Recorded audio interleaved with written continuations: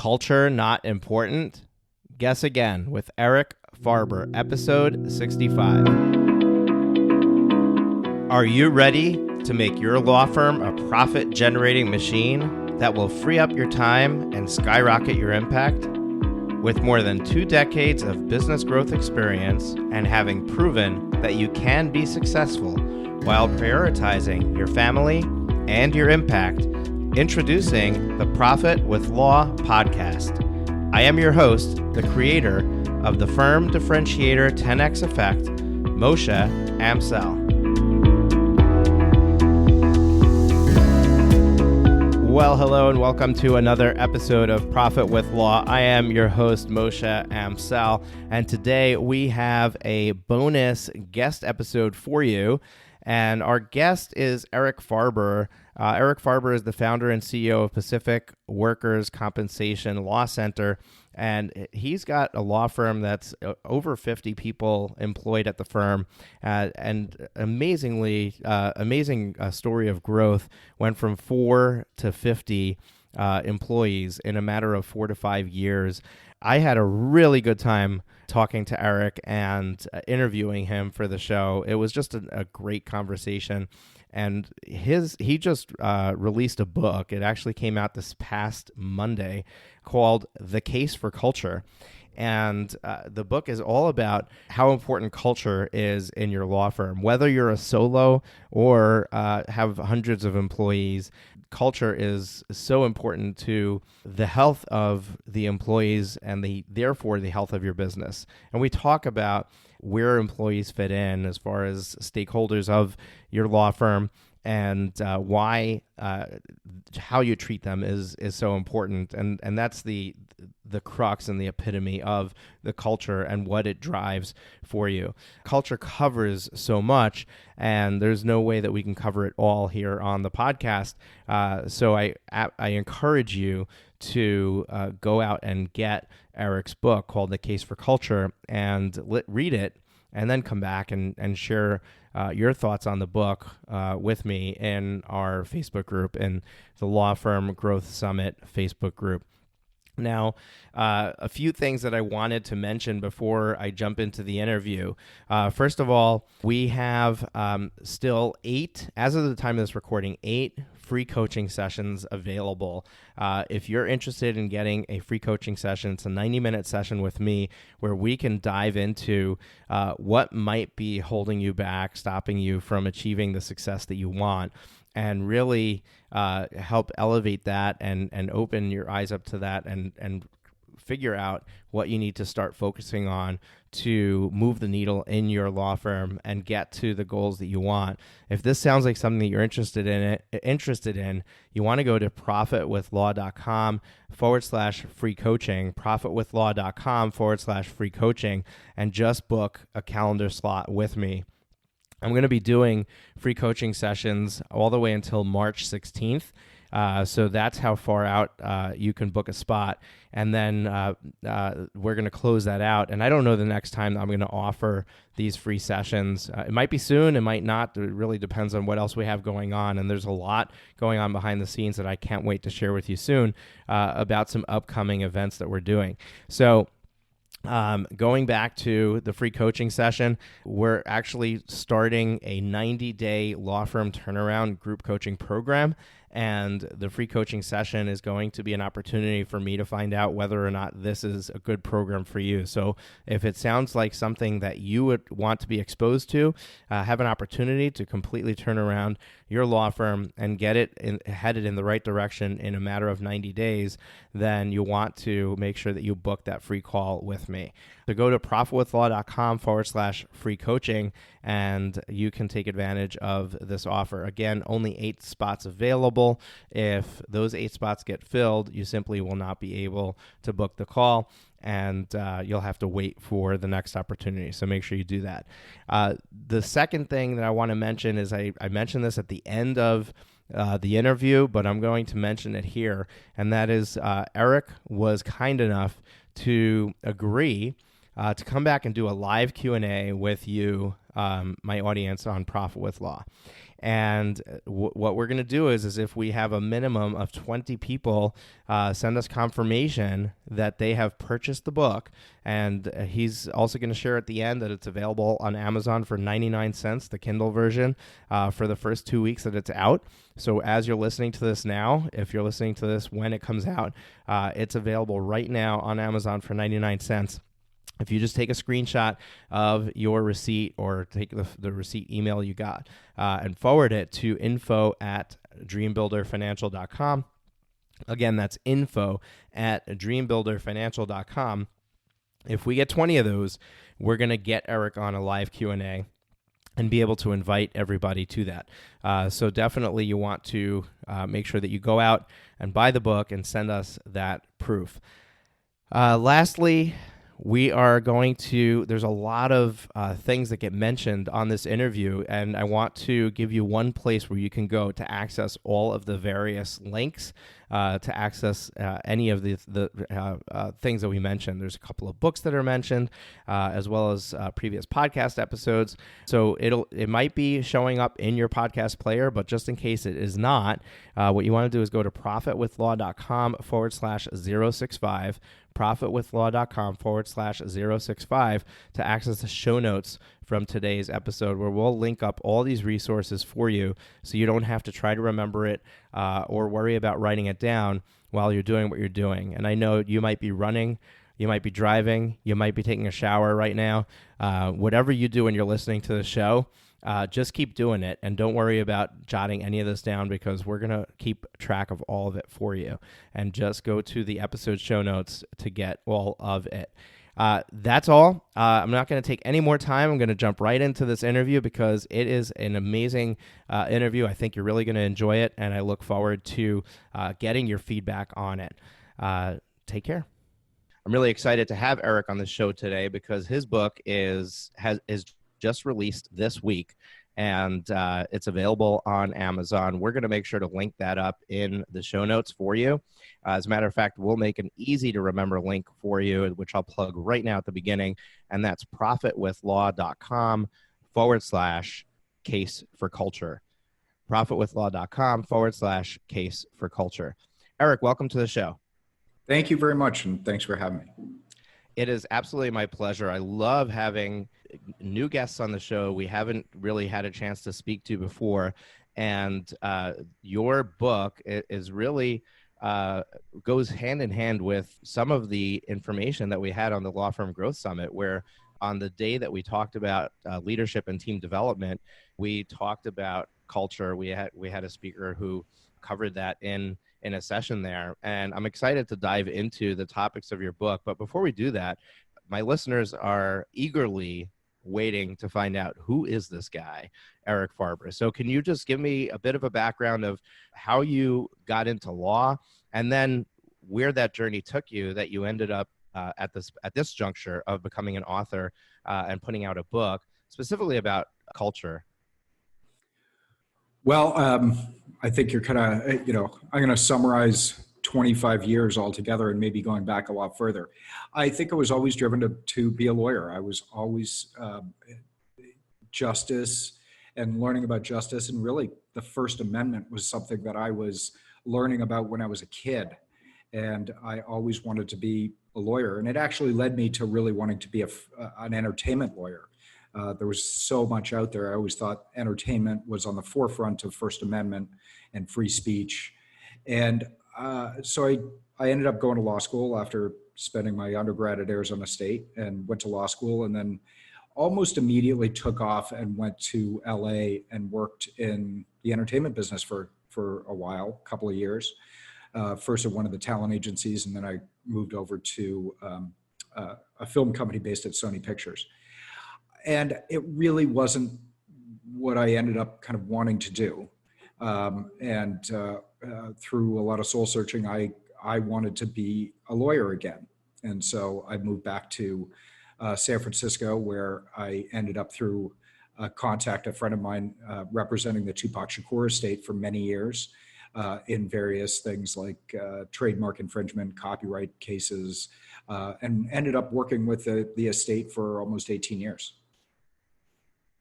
And There's a full outline, as we kind of talked about in the book, that I spent about 200 days a year traveling, and ended up in just sort of destroying my life, and my body was absolutely wrecked. I had a horrible back problems, which I still battle to this day. Not quite as bad, because I think I'm a lot healthier now than I've ever been. And I ruptured a disc in my back in Buffalo, New York. I was there for a case for an NFL player that I represented for many years, and ended up in emergency surgery, and was in a rehab center for almost 3 weeks. And I said, after actually losing some clients while I was in the rehab center, because my cell phone didn't work very well. And so I said, I'm not doing this anymore. And so I started looking for other ways to serve. And essentially, I ran across an article by Malcolm Gladwell, I believe it was in the New Yorker, about concussions and football. And at the time, not only did I represent the Tupac estate, but I had probably about, over my career, at least 100, if not 200 professional athletes that I worked with. And I saw a lot of the issues that this article talked about, and it was really at the very beginning of the concussion cases. So I decided to try to serve that community, continue to, rather than sort of being a day-to-day lawyer, by doing workers' compensation cases for pro athletes. And that led into creating Pacific Workers, which is really a broad-based practice that represents first responders, healthcare workers, drivers, you name it. And that's where it all came from.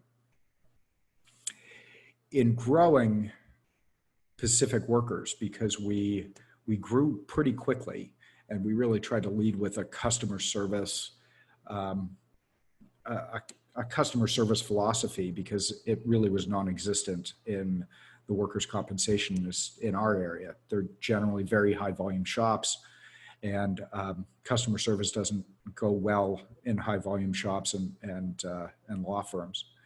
And so in focusing on that, we really grew quite quickly. And I realized I'd better learn how to run a business, not just a law firm. And I started studying more and more. And it led me to workplace culture.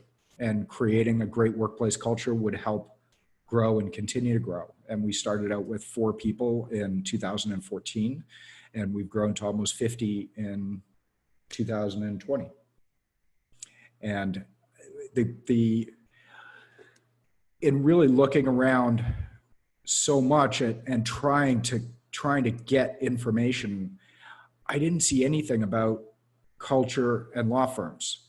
And so in trying to develop the nuances of culture and law firms, and what we discovered, not just me, but as a team and our leadership team, and what we discovered, I thought it was time to share it. I saw so many people, my friends that I've known for many years, just struggling over and over again in their practices, and not going anywhere, and not taking vacations, and not being able to leave the practice, and working from 6 a.m. until 12 at night, and having the dearth times, and not being able to pay the rent, and always looking for clients, et cetera. And I just thought, there's better ways to do this. And I've seen a lot of great people. There are some tremendous companies out there trying to help law firms. And and they've been doing it for many years, but they focus a very, very small portion on culture. And it's my belief that if you start with culture and you put people first, that everything else sort of falls into place. Well, thank you so much, Eric, for that synopsis of your background, and it's quite eye-opening to see that amount of growth is possible, to go, what do you say, from 14 to 50 employees in a matter of 5 years? Did I get that right? 4 years. No. It was actually 4 people to almost 50 in about, at this point, it's about five and a half years. Right.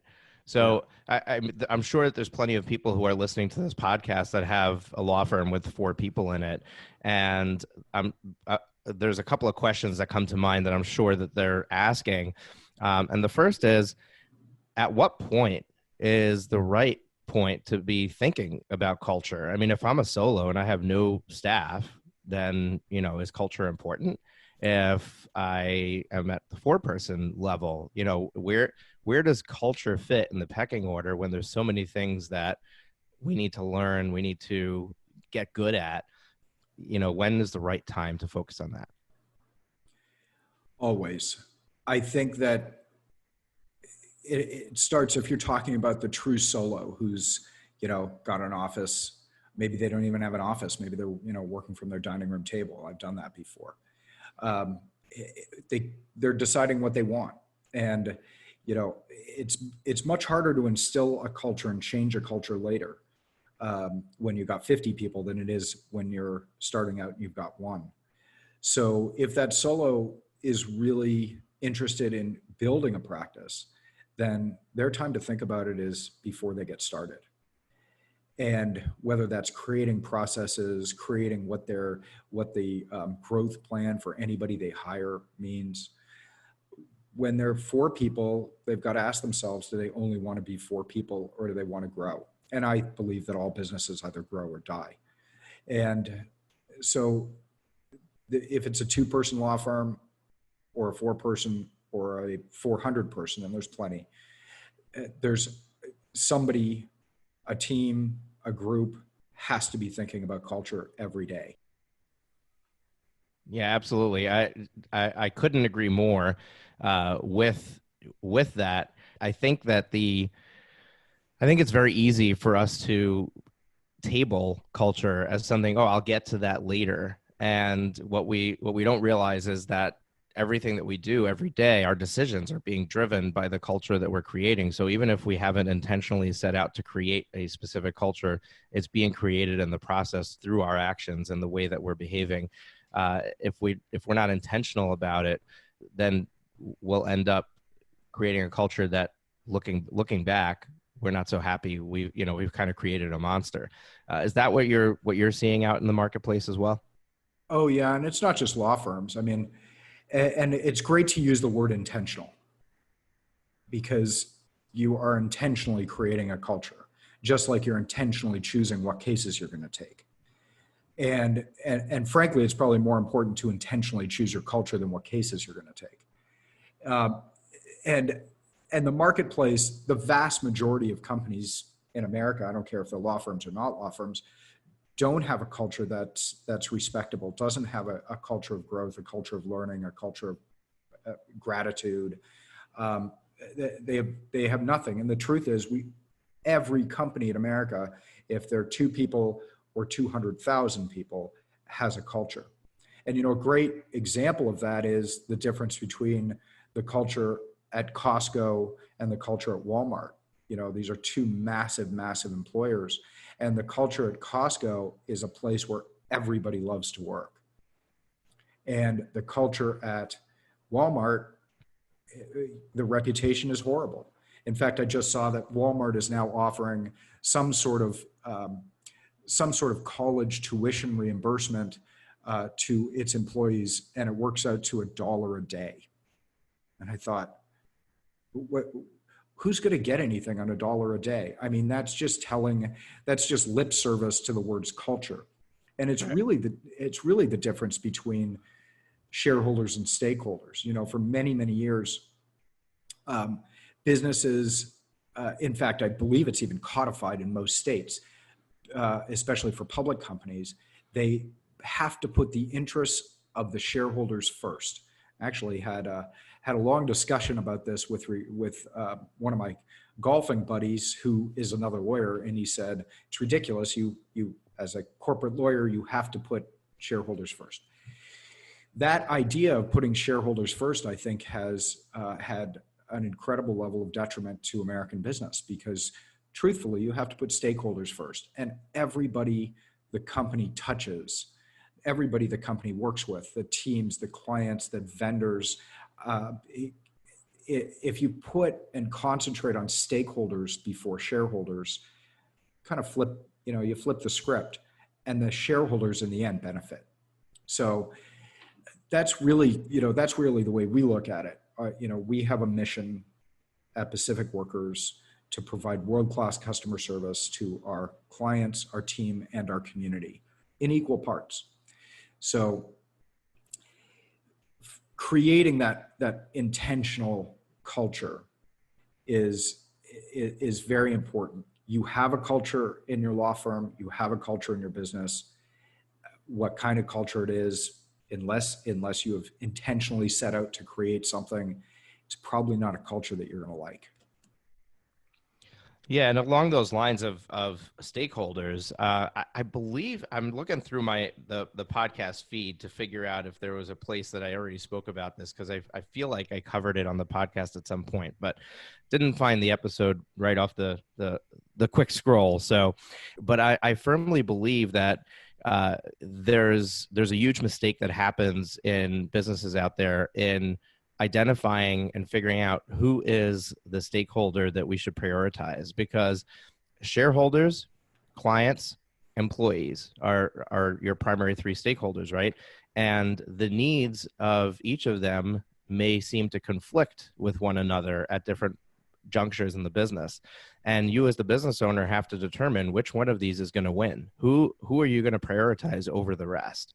And my argument is that the employees should be the number one stakeholder in your business. And you should always be putting your employees first, because the employees have the power to lift you up or drive you into the ground. The employees are the ones who are going to be interacting with your customers. They're going to drive the customer experience. If the employees are happy, if they're thrilled, if they're pulling the power for you, if they're running the law firm for you, they're going to make happy customers. That's going to effectuate those happy stakeholders. If you have happy customers or clients, you're going to then reap the benefits as the owner. So the shareholders are the ultimate winners if you are always putting the employees first. And that's the way that I see it. And having worked in corporate America, having worked for a number of companies and seeing how they treated their employees and how they treated their customers, it's very easy for me to be able to pinpoint and say, well, it's very obvious to me why they're not making it, why they're stuck at the level that they're at, and they can't grow any further past it, because they just don't care about their employees. Oh, there's no question. I mean, look, my catchphrase, you'll read it in the book, several times to the listeners, is pretty simple. My job as the leader is to take care of the employees. The employees take care of the clients, and the clients take care of all of us. That's it. Absolutely. Yeah. So I want to go back earlier in the conversation to a question that I had that I think it needs to be spoken, because people are listening to this and they're saying, yeah, I get it. I get how important culture is, but how do I know that this is the thing that's going to make the difference? And really my question to you is you've by basically saying, look, I've grown a firm to 50 plus employees, and we've gone from 4 to 50 in a matter of 4 to 5 years. You've given yourself a lot of credibility to be able to speak on this topic.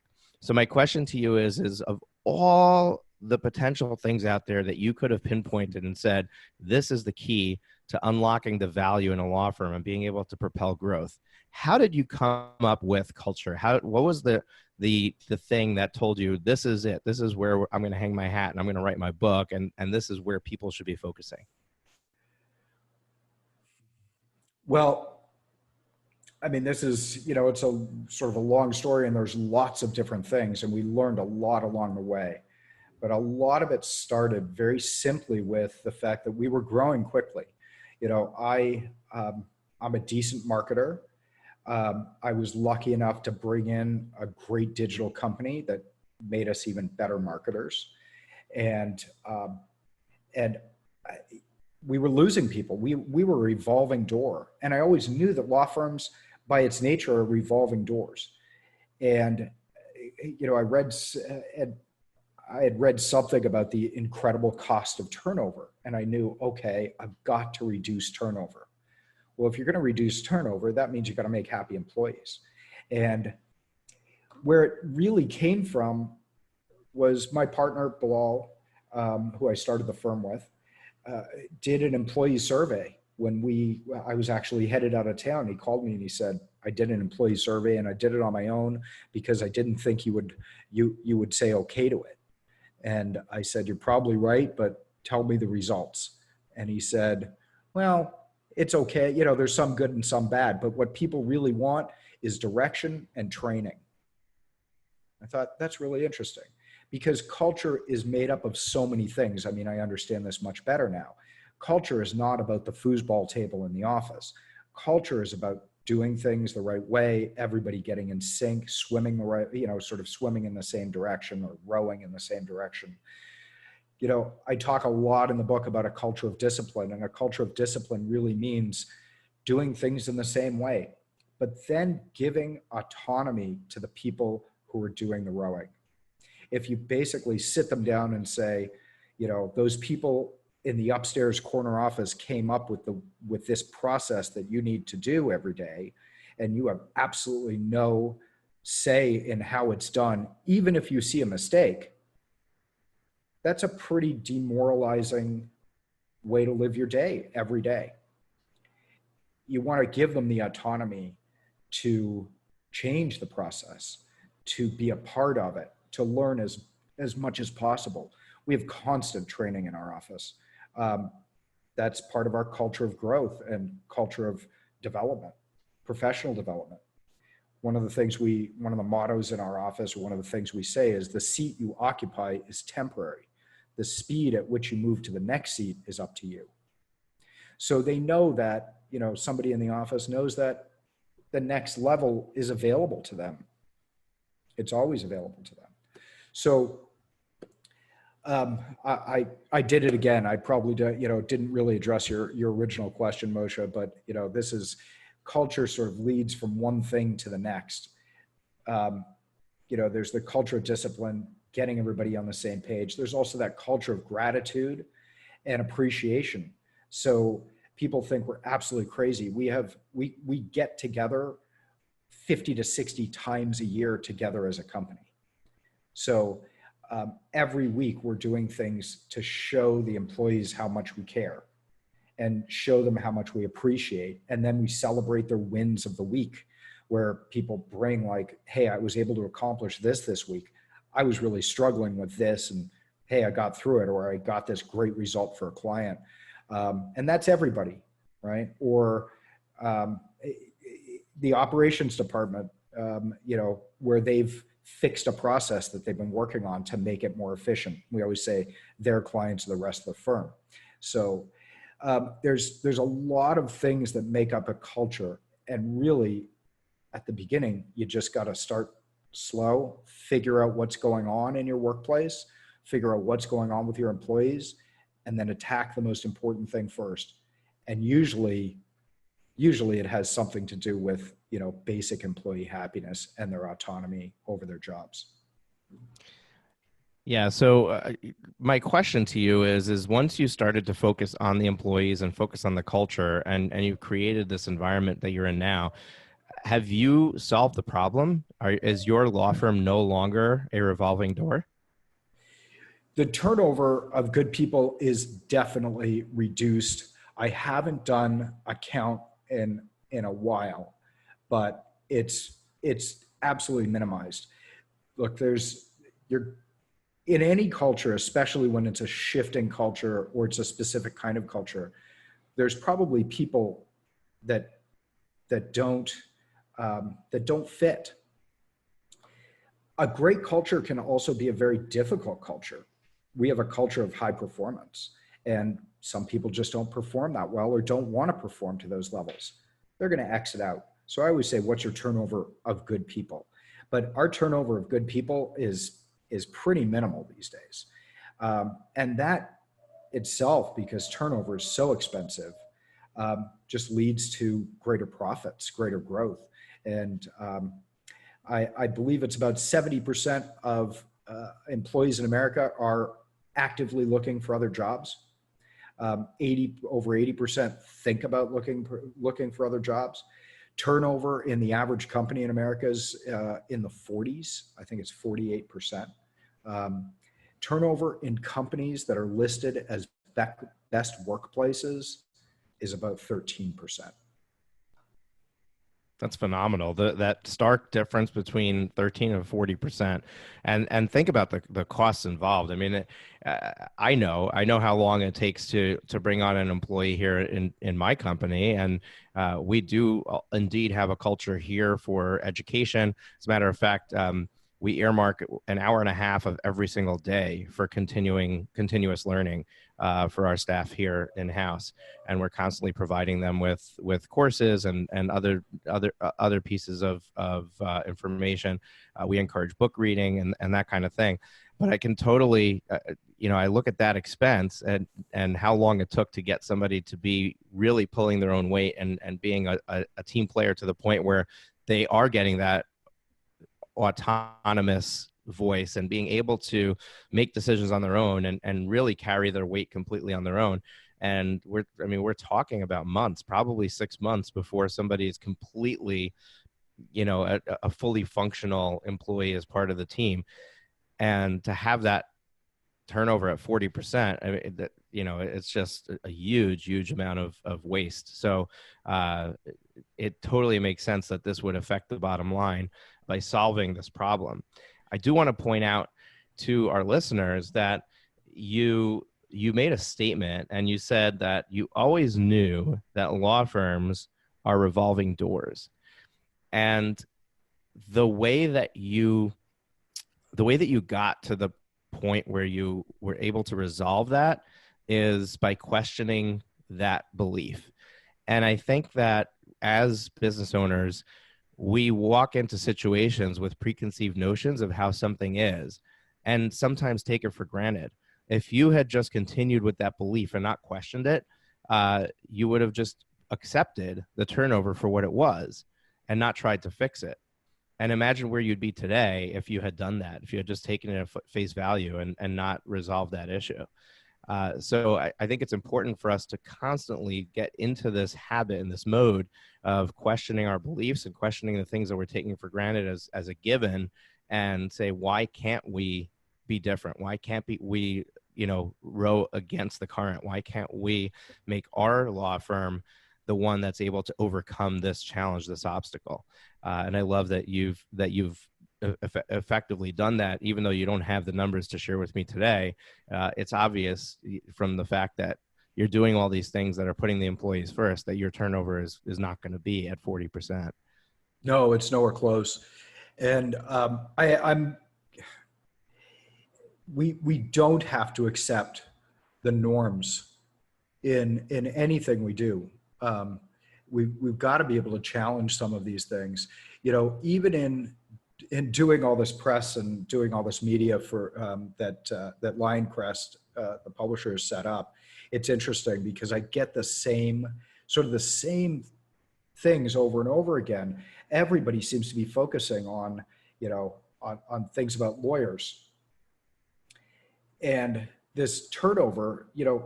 Lawyers turn over a little bit less in law firms than regular staff does, and partners may be turning over even a little bit less than that. It's really the support staff, so to speak, the quote unquote support staff. We try to not call them support staff in our law firm. We're all members of a company. We all have sort of different roles. And so that was part of it. I mean, there's just this automatic caste system in a law firm that I think drives a big piece of the culture. And I talk a lot about that. But I also want to talk about something that took us a very long time, even though we were focused on culture and trying to hire the right people, and we thought we were hiring the right people, we weren't necessarily hiring the right people. I don't think we knew how.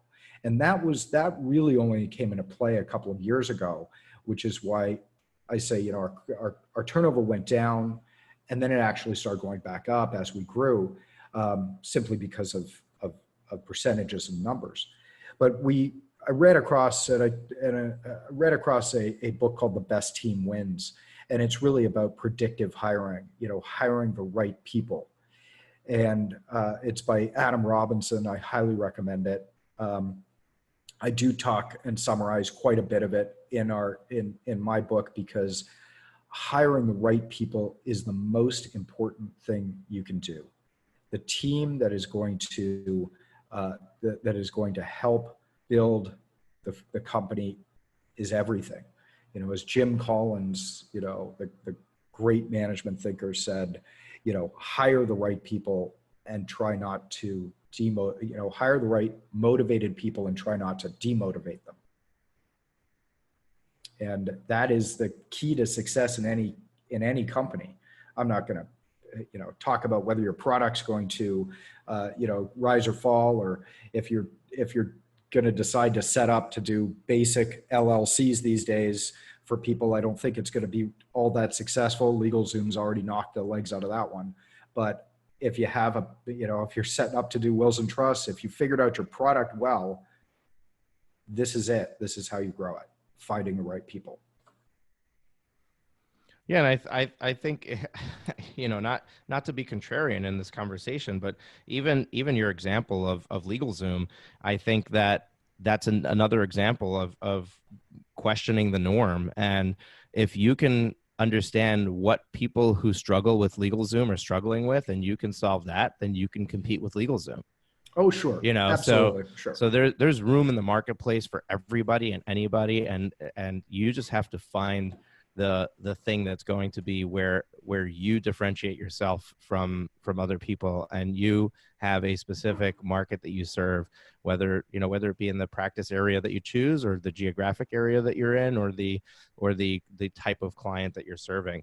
But going back to what you were just sharing, and I wrote down some questions as you were speaking here, and one of the questions that I wrote is how to get the right fit when you hire, because you had talked about some people, when you bring them on, they end up not being a right fit, and they leave, or you let them go. So have you come up with a process to be able to do a better job in filtering them out during the interview process, so that you're not making that mistake too often? I'm assuming the answer is yes. And if yes, what are the key components of that process that maybe you can share here on this interview? Sure. We have come up with a process, and it's very much based, and there's lots of great books and there's lots of great guides on hiring. And, but Adam Robinson's process, I've found that fit for us really well. I liked it a lot. Because it's a process that can be practiced whether you're hiring somebody in a C-suite or you're hiring somebody to answer the phones. And the process is really based more in attitude, professionalism, empathy, and soft skills. It's very hard to teach soft skills. Those are pretty much set with somebody, by the time they reach their teens. And so we're not trying to teach an angry person to be a happy person. We're also looking for simply positive people. So our process is very regimented, and we do use a hiring platform now, and we actually use the Robinson. I'm not here to pitch Adam Robinson's process, but it seems to work pretty well for us. But it's Hirology, which is an applicant tracking system, because when you hire a lot, you've got to have something that takes you through the steps. And we put out a resume. For us, it starts with putting out and really, first understanding what the job is all about, and and being very, very clear on what somebody's job is going to be. And then doing a job post that really fits with that. And we go a step further. If we actually get resumes in of people that we want to talk to, we will actually send them the job description and say, this is what you're getting yourself into. If you are okay with this job description, then here, book yourself an appointment with our HR director. And because we want to make sure that we're not overselling something to somebody, and that they're not overselling us. And then we do telephone interviews, and we try to get about 100 resumes in. So we can do about 10 to 15 telephone interviews. And then we'll do 2 to 3 to 4 in-person interviews. By the time they're done with that telephone interview, we pretty much know whether or not they can do the job. And it's almost always about sort of the basic soft skills and their basic skill set. And then we bring them in to, look at them and say, is this somebody we want to work with? Do they share our cultural values? So that hiring process that we now have has really, it's almost like a light shines on the right candidate now. And I remember the very first time we actually went through the process, and I'm very much still part of the process as we've been handing it off to our HR director, our director of operations who handles HR. And I remember the very first time, and I called the references for this person, and Maria, who still works at our company, she's one of our case managers. And I'll never forget the person on the other end of this phone said, yeah, yes, Maria is fantastic. In fact, you'd be an idiot if you didn't hire her. Mm-hmm. I thought that's a pretty good reference. And so I knew that we had, one, found the right person, but also that our new process was going to be a lot better than anything else we'd ever done.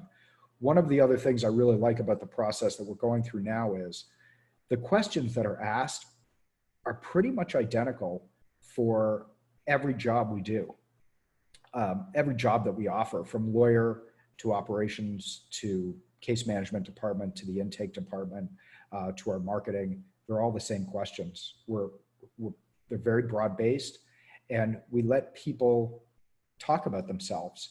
And you can discover a lot when you kind of shut up and listen, right? Absolutely. Yeah, I'll tell you, we did it the way everybody else generally does hiring for many years, which is, you find a resume and you say, oh, this person worked in a law firm that could probably do this job over here. Then you sit them down in the office, in the interview room, and you say, oh, we're a great place to work and we have free food and free coffee and we do this and you'll get these benefits and this is how much it pays. Don't we sound like a great place? Would you like to work here? And we never really went beyond the resume. And our hiring process now is completely flipped, where they're really doing all the talking. And essentially, especially in the early days of doing this and learning how to do it, I restricted myself to 2 questions that I got to ask the potential candidates, which was describe and tell me more. And you can learn a lot by asking those 2 basic open-ended questions. Absolutely. We have an episode here on the podcast, episode 34, called What's Your Hiring Process, where I lay out my process here for our company, Dream Builder Financial and the Profit with Law brand. And we take a very similar approach. As a matter of fact, we don't look at the resume. We specifically don't want them to send us a resume. We're more interested in evaluating who they are as a person and their ability to communicate with us, follow the process, the hiring process. So early on, there's filters being built in along the way to filter out people who just simply can't follow direction and can't get to the point of of that phone interview. But we're also we're asking them questions that have nothing to do with the job. You're running. One of the questions we ask is, you're running late to work and a car cuts you off. How do you react? And the answer to that question is very telling about their personality and how they're going to react when there's crisis here, when we're up against a deadline. And, obviously some people are not going to answer honestly about how they really would react, but you'd be surprised at the level of response that we get to questions like that, where they just say what they would do. And it's very telling for us. So I love that this is what you're doing. I really like that you have a system, the Hirology application, that takes you through that process. Just 2 more questions on this, and then I want to go back to culture because I have some questions there. When you're going through the hiring process, how many touch points do you think that a a potential candidate has before they actually become an employee? How many times are you and the company and the candidate interacting at some level? An electronic level too. I mean, are we talking about the reading of the resume or reading of the job posting, et cetera? Yeah. So Yeah. any Okay. two way communication, whether it's yeah. Um, Probably five, maybe six, and it's a decently long process. I mean, for most places, um, it's going to go about 3 weeks. For lawyers, it's going to go longer Mhm. because they just have to give so many, such a long notice time, things like that for people that we hire. But I would say 5 or 6 times. But I want to talk about something else that within that hiring and within exactly what you're talking about is that touch point. So Mhm. let's talk for a second about how most companies do in-person hiring. They get to the office and they go up to the receptionist or whoever's there, if anybody's there at all, and say, I'm here for an interview.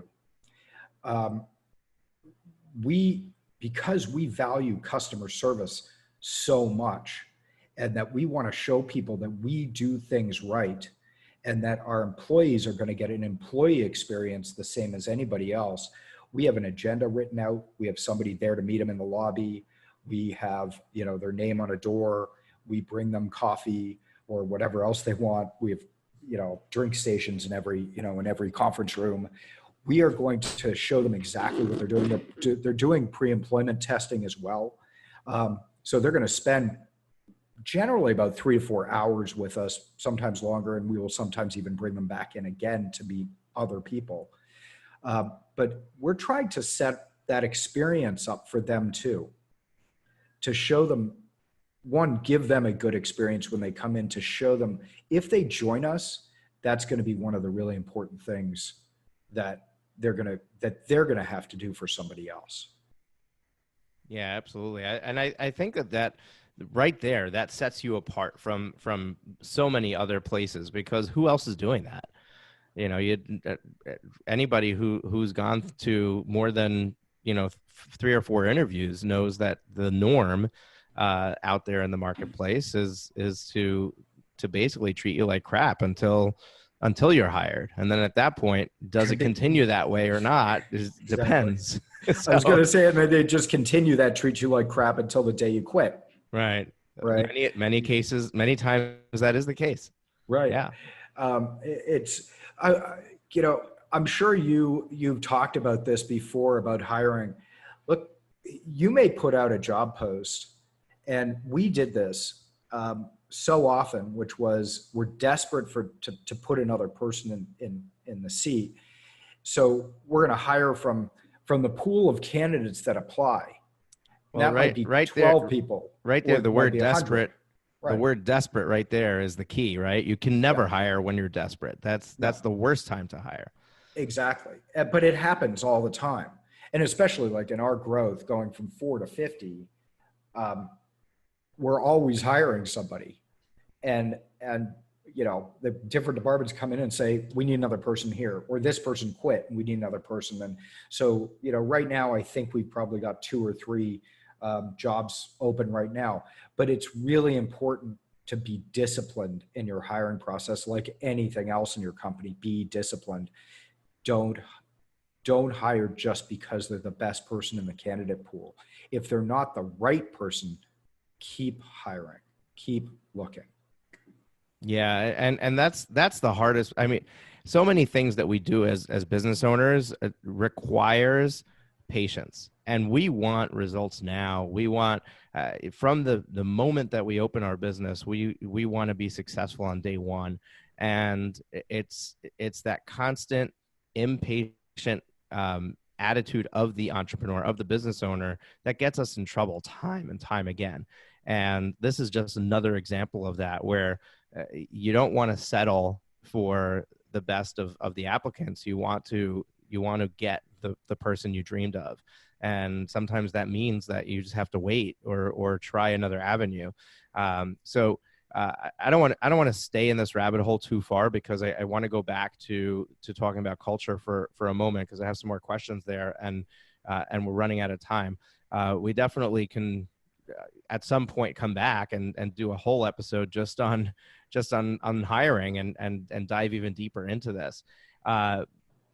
Going back to culture, I think that there's a lot of misinformation, misnomers, like just people just having the wrong assumption of what does culture even mean. So can you do you have some sort of framework or explanation of what is included in culture, and what are the first steps in going about and identifying what the culture is for my firm? Sure. It's a really tough question because I think a lot of things go into culture, but culture is really the air a company breathes. It's it's how things get done when you're not looking, so to speak. And so many law firms, where especially some great trial lawyer in a community who has his name on the door, and he's been doing it for 25 years, everything's sort of about him. And, the moment that the priority of the employees becomes a focus on the owners rather than a focus on their job, a company is on the road to mediocrity. Culture, the defining thing about culture is a symbiotic relationship of process, of employee happiness, of customer service, of brand, of how things are presented. It's the overarching thing that controls everything else. So that's about the best definition I think I can sort of come up with, right? Because it's so many different things all rolled together. But it is the air the company breathes. I think several years ago, marketers used to talk about this as the brand. We have a brand of customer service. We have a brand of, employee development, et cetera. So, and how you try to define, or how you try to define your culture, I think that starts probably with just asking people and listening. An employee survey is a good way to do it. I mean, that's kind of where it all got started for us, was identifying the places that we needed some help in dealing with our employees. And then you start getting a little bit lower and lower on the surface. No matter how big you are, if you are a true leader in your firm, you're going to have your ear to the ground, and you've got to make the time and get the space to really talk to your people and really understand. Take the leaders to lunch individually. Sit with people, talk with them, understand.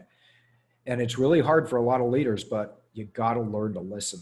You got to learn to just shut up and listen to what they say, and don't be afraid of the answers. They are the facts generally of what is actually happening, and you're going to have to confront the facts. Whether you like them or not doesn't turn them away from being facts. And so you got to confront them. And then you can start dealing with them.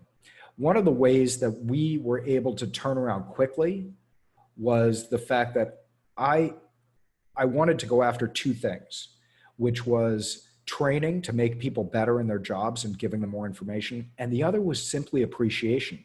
So it was the idea, before anything else, of just bringing lunch in for everybody and being able to sit at the conference room table and breaking bread, and then having a happy hour, and then just saying thank you.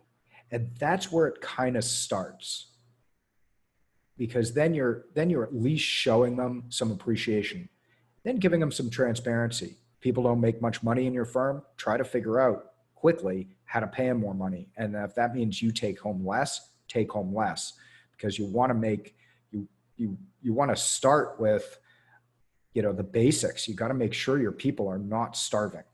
And I know a lot of law firms, I just had this conversation, and I'm sorry, I'm probably running over on time, but this is important. I just had a conversation with a good friend of mine who is a solo, and she has a very successful, very small divorce practice. And when she said, I'm going to hire somebody, and she said how much she was going to pay them, I said, that's ridiculous. Don't hire anybody until you're willing to pay about 3 times that amount. So these are some of the basic things. If you're not paying your people much and they don't have benefits, that's first. Give them air to breathe and water to drink, so to speak. So they're not sitting in their cubicle worrying about, am I going to be able to afford the fast food lunch and still pay my rent at home? You've got to know, they've got to know that you care about them. And that's really a culture of appreciation, right? That's leading with it. So if you're having troubles, start there. Start with showing them that they're appreciated. Start with, providing their basic human needs. Look, it's a tough place to be in, because we all know that when you're in that early stages, the growing stages where you're bringing on your first employees, that money that's going to the employee is being siphoned or deviated from your own income. And it's a very tough decision to make, to determine how much to pay them and the level of risk that brings to you as a firm owner. But the way that you said it is, then don't hire them. And I think that there's a lot of things that you can do in between to solve that problem if you're not ready to pay them what they're worth. And things like hiring a virtual assistant, hiring somebody part-time, doing things like that so that you could afford to pay somebody what they're worth. And at the same time, but get some of those things off of your plate so that you can actually continue to grow the firm to the point where now you're ready to bring somebody on and actually pay them what they're worth. Absolutely. I love, these are all amazing points. And Eric, this discussion has been great. And I wish we had a few hours to talk, because it seems like we can just keep going on. But unfortunately, all good things, this is another belief, right? All good things come to an end. But in this case, for the podcast, all good interviews come to an end at some point. So we're going to get ready to wrap it up. We're going to do 2 things now. So the first is I'm going to actually read the first 2 paragraphs of the introduction in your book, because it's a nice little cliffhanger. I really like the way that you started it. And if you want to hear the rest of that story, you're going to have to go and get Eric's book. And just to remind you, any of the links, any of the things that we mentioned on this episode, because there was a bunch of them, can be found by going to the show notes. And actually, let me figure out, since I'm doing this let me see, what episode are we up to? So this is going to be episode 65. So profitwithlaw.com/065. profitwithlaw.com/065 is where you'll find the show notes and links to everything. If you're on a Apple iTunes player, we try to, sometimes the tech doesn't work properly, but we try to link things directly there so you can click to it straight from the app. So and if you're on another podcast player, I don't know, I have an iPhone, that's why I know that works. If it works for you, then great. You don't need to go to our website. But profitwithlaw.com/case for culture is where we'll link directly to the book, where you can buy it on Amazon. And Eric, in a moment, after I read this intro, is going to share with us any sort of promotion that he might have around the book release that's happening this week. I believe that you're listening to this the earliest on February 27th, and the book came out on February 25th. So it should be available now as we speak. So you start the intro with this: is there an N-word for Jews? I was shocked when I discovered this question written in an email that an African-American employee, in parentheses, who had since left my firm, wrote to a coworker. I was the Jew she wanted to insult. I was devastated. What was I doing to cause so much anger and vitriol?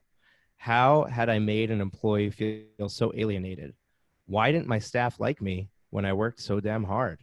It felt soul-destroying. I was exhausted, miserable, and out of touch with my mission and the people around me. If you want to hear the rest of that introduction, you're going to have to go and download the book on Kindle or get that book in physical print and read it. I think the book is laid out great, and I think that we did a really good job of giving an intro that will whet your appetite and get you ready to to read Eric's book. Eric, what do you have to share with our listeners as far as any sort of promotions around this? Well, thanks, and um, I'm not. And just so people understand, I'm not a culture consultant or anything like that. I don't have a culture consulting firm behind it. This is about the book. Um, for the first 2 weeks, the publisher, Lioncrest Publishing, said that the book will be available for 99 cents via ebook on Amazon for the first 2 weeks of its release.